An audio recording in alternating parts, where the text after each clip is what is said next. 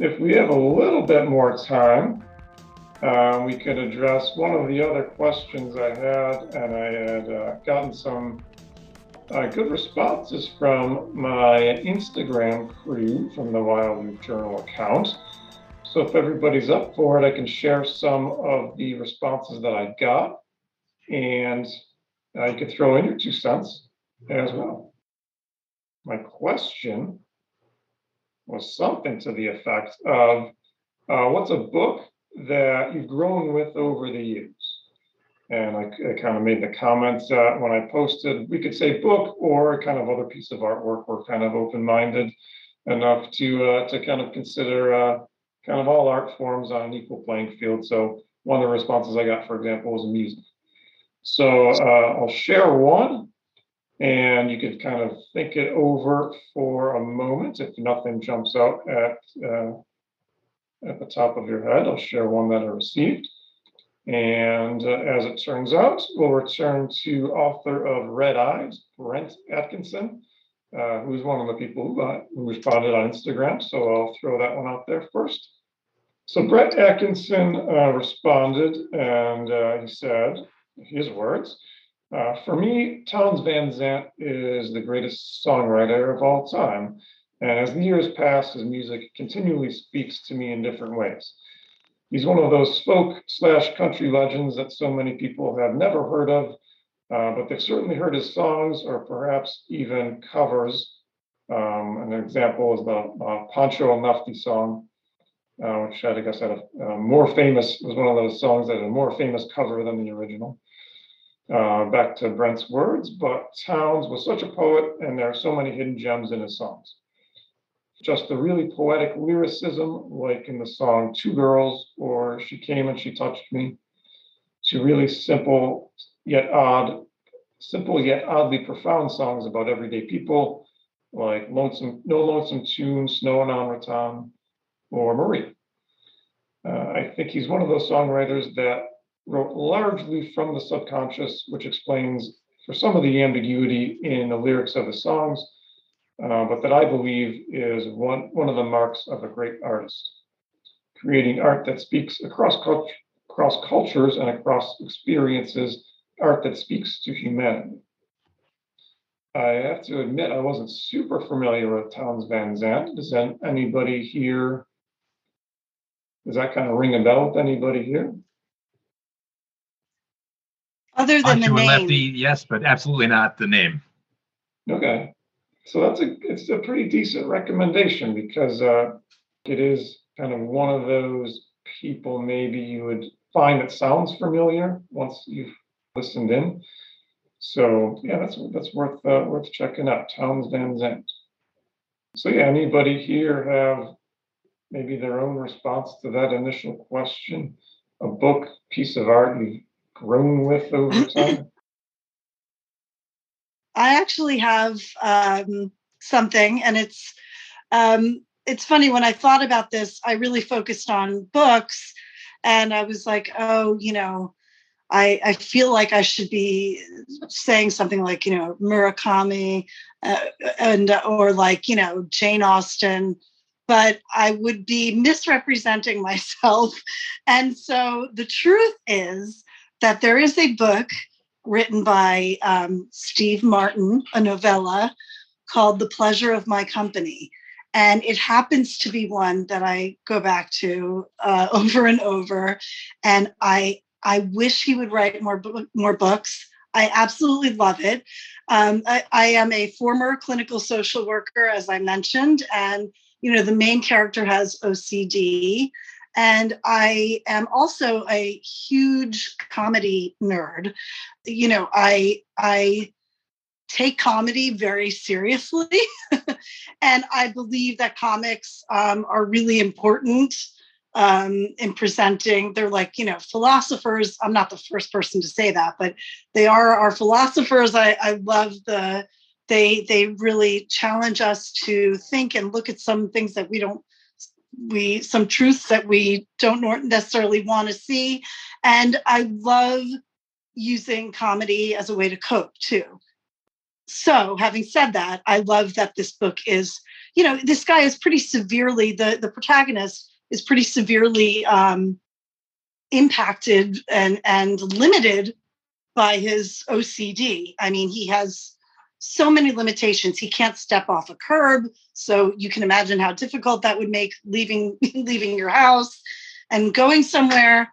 He has interpersonal issues. It's just life is very hard for this guy. And yet there's humor and there's beauty, and it's just it's sort of evergreen for me. And you could change OCD into whatever challenge you have, whatever challenge you're currently facing, and you could sort of whatever you're feeling limited by. And that this book serves as a point of reference for me. So that's the truth. It's not one of the great classics. It's a Steve Martin novella. And now you know a little more about me. Yeah, that's wonderful. Yeah, it's not one I was familiar with. So that's kind of a nice thing about asking these types of questions, is you end up with a whole bunch of recommendations. So I'll throw one more out there and then see if anybody else has anything.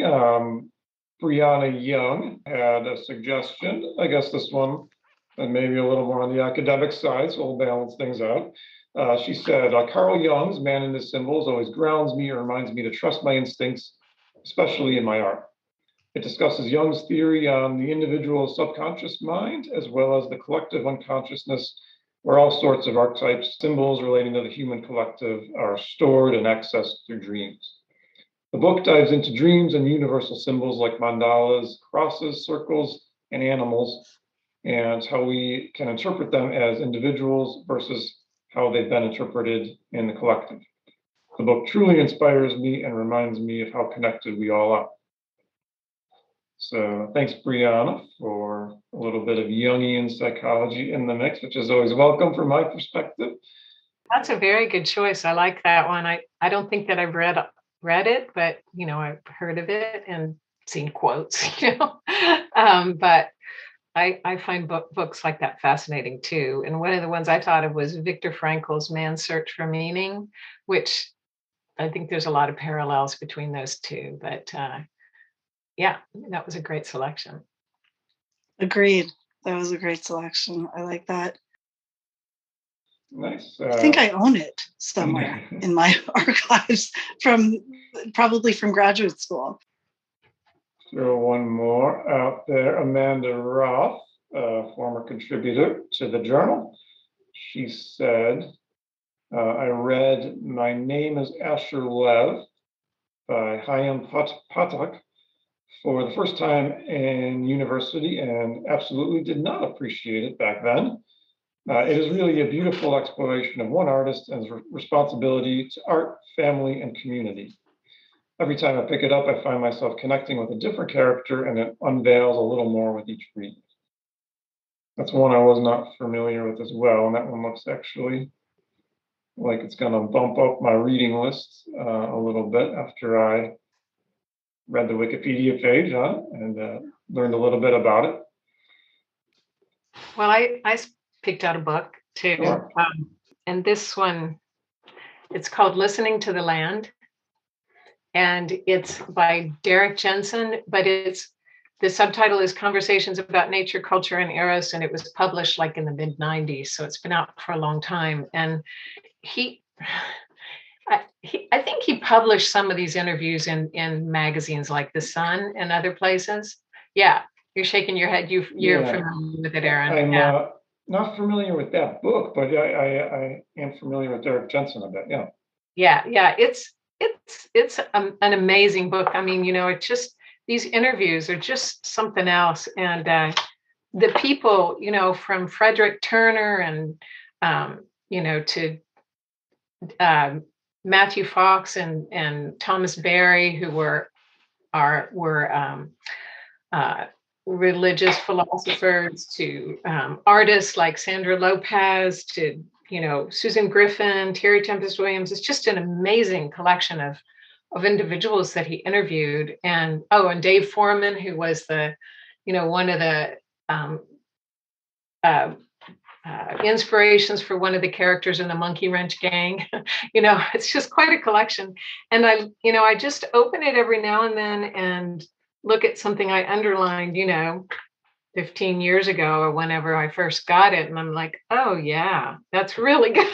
And just some of these quotes are amazing. And so I just find it really inspirational, and I just keep it. It's one of the few books that I keep on my writing desk right there, staring at me all the time instead of on the bookshelf. And I just would highly recommend it. I think he did an excellent job with it. Awesome. Yeah, that's another one. See what I mean? My reading list keeps getting bigger. Another great one. Yeah, Derek Jensen. What was the title again of that collection? Listening to the Land. Listening to the Land. Good. Yeah.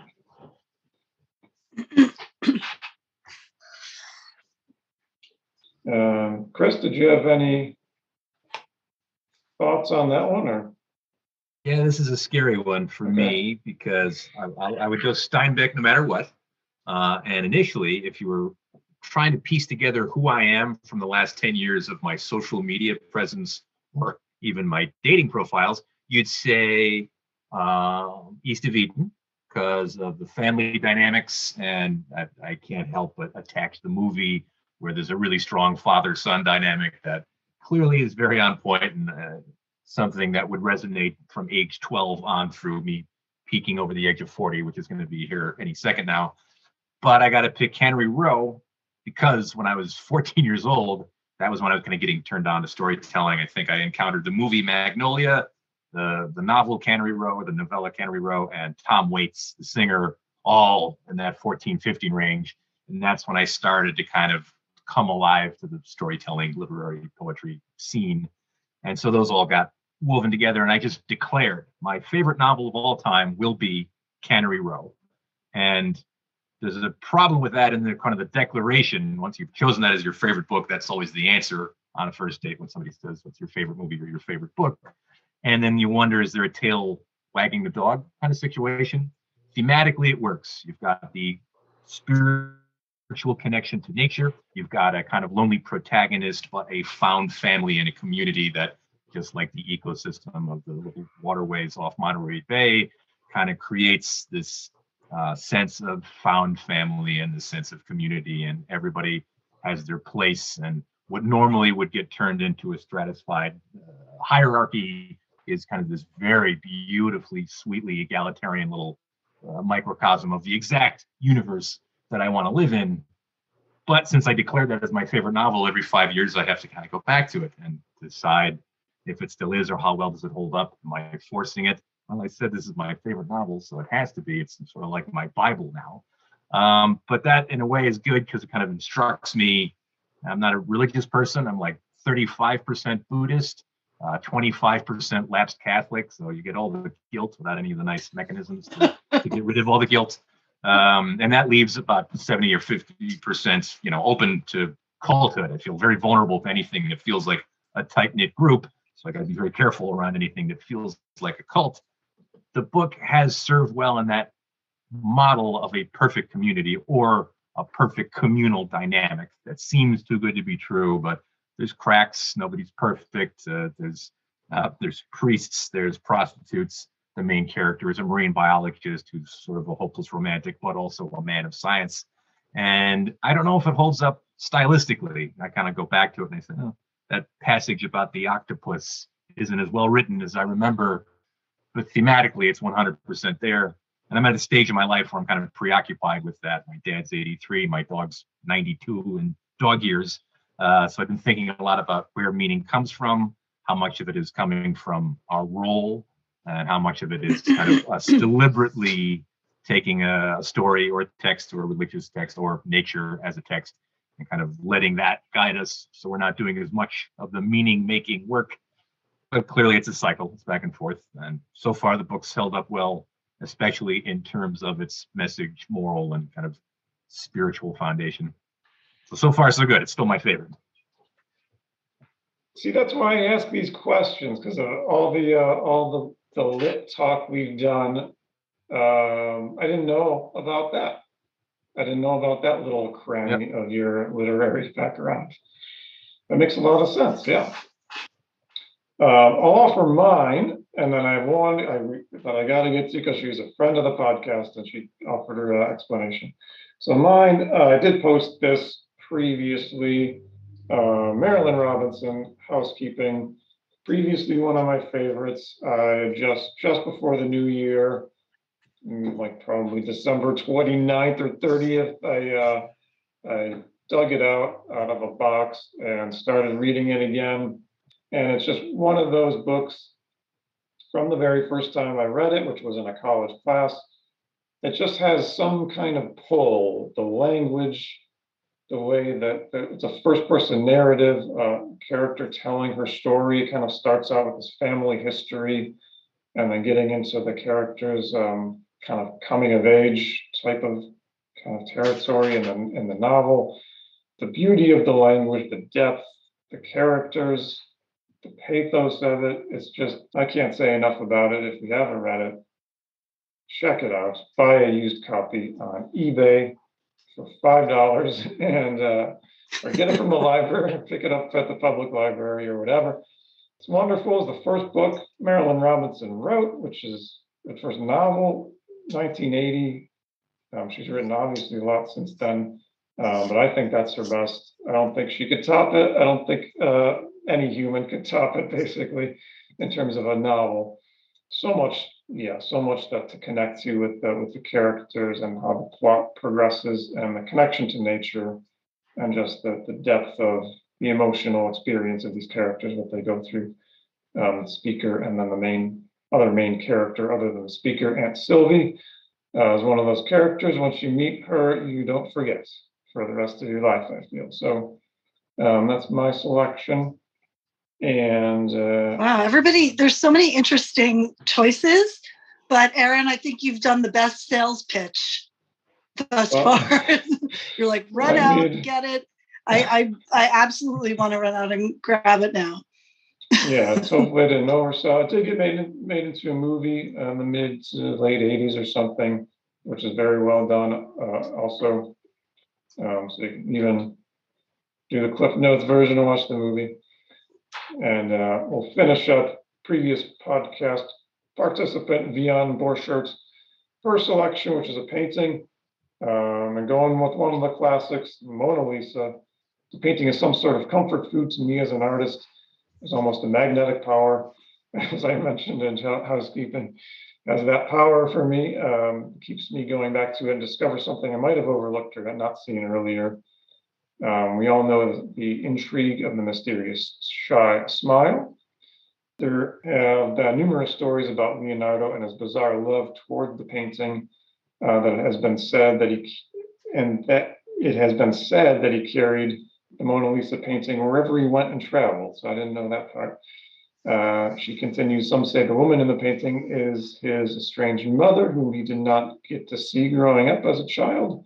Others say the painting is a form of self-portrait. So many speculations over the years have developed, yet the smile and the pastoral deep green landscape in the background are what makes me revisit its endless charm. This je ne sais quality is what draws one in and makes it a masterpiece. A nice little spectrum, a comedy piece, so kind of from a comedy writer, some literary, some psychology, some environmental, another novel. We're doing our part here. Everybody's got a nice reading list after hearing all that. And even some music, some listening enjoyment. We'll say thanks to our participants, Rachel and Mary Beth. Thanks for your time. Chris, as always, thanks for joining in. And we'll talk to you again next time. Thank you. Thank you so much. It was a pleasure. Thanks. Bye. Great talking to you guys. Yeah, great talking to all of y'all.